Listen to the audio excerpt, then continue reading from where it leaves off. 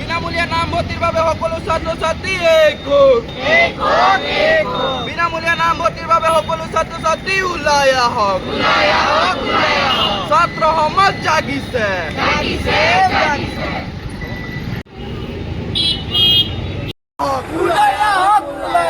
বিনামূলীয়া নামভৰ্তিৰ বাবে সকলো ছাত্ৰ ছাত্ৰী ওলাই আহক।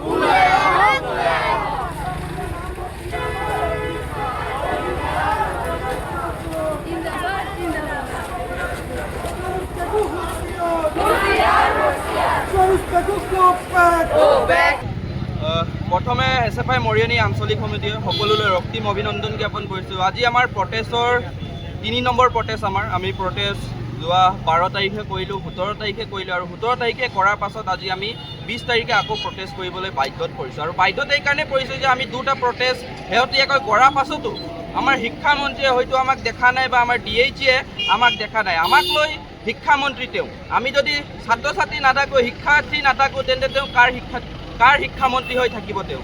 আৰু আমাৰ এটাই দাবী যে সুস্পষ্ট দাবী যে যোনটো নেকি DHE নটিচ ওলাইছিলে সেই নটিচ তেওঁলোকে বাতিল কৰিব লাগে আৰু এখন সম্পূৰ্ণ নতুন নটিচ দিব লাগিব যে যিসকল ছাত্ৰ ছাত্ৰীৰ বেক আছে বা বেক নাই বা 70% তলত তেওঁলোকৰ এটেণ্ডেঞ্চ নাই, সকলোৰে নামভৰ্তি বিনামূলীয়া হ'ব লাগে। কাৰণ তেওঁলোকে কৈ থাকে যে failure is the pillar of success, একেবাৰে নোৱাৰিলে 100 বাৰে কৰা, কিন্তু যেতিয়া আমাৰ কিবা কাৰণত এটা বেক লাগে বা আমি কোনোবা কাৰণত যদি মহাবিদ্যালয়লৈ আহিব নোৱাৰোঁ, আমাৰ এটেণ্ডেঞ্চ যেতিয়া কম হয়, কিন্তু তেতিয়া তেওঁলোকক লাগিব টকা। আৰু তেওঁলোকে হয়তো এইটো বিজনেছ কৰিব বিচাৰিছে যে শিক্ষা, আৰু আমি কৈ দিব বিচাৰিছোঁ যে শিক্ষাক লৈ বিজনেছ কৰা আপোনালোকে বন্ধ কৰক, নহ'লে কিন্তু এই প্ৰতিবাদ তীব্ৰ প্ৰতিবাদলৈ জংগী প্ৰতিবাদ হ'বলৈ বৰ বেছি সময় নালাগিব। আৰু ইয়াৰ পৰা আমি সকলো ছাত্ৰ ছাত্ৰীকে অনুৰোধ জনাইছোঁ যে আপোনালোকে ওলাই আহক, কাৰণ এইটো আমাৰ অধিকাৰ। শিক্ষা আমাৰ ফাণ্ডামেণ্টেল ৰাইট হয়, কিন্তু এই ফাণ্ডামেণ্টেল ৰাইট আমাৰ এই শিক্ষামন্ত্ৰী ৰণোজ পেগু লিখীয়া মন্ত্ৰীয়ে বা আমাৰ অসম চৰকাৰে এই যোনটো ফাণ্ডামেণ্টেল ৰাইট, এই ফাণ্ডামেণ্টেল ৰাইট ভায়লেট কৰি আমাক পঢ়িবলৈ বাধা দিছে।